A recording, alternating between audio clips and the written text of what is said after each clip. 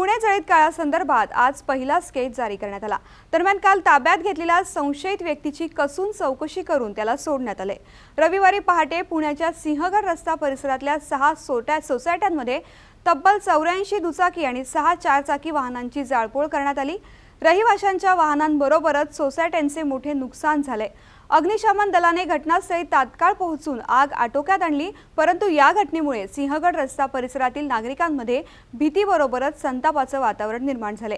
पहाटे सुमारे 3:37 ते 4:26 दरम्यान सिंहगड रोडवरच्या वेगवेगळ्या सोसायट्यांमधल्या 80 ते 90 दुचाकी आणि चारचाकी गाड्या पेटवण्यात आल्या।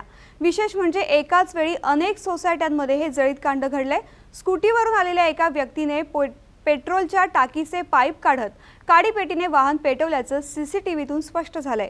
एवढ्या मोठ्या प्रमाणात वाहनांची जाळपोळ झाल्याने खळबळ माजली आहे। ग्राफिक्सच्या माध्यमातून आपण पाहूयात की किती वाजता ही नेमकी घटना घडली आहे। वेळ पहाटे 3:56 सिंहगड रोड डॉमिनोज पिझ्झा जवळ 29 गाड्या जाळण्यात आल्या।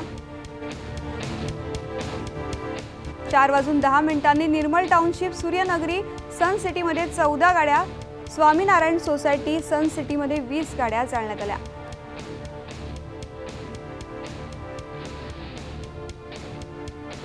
त्यानंतर सन सिटीमध्ये 12 गाड्या जाळण्यात आल्या।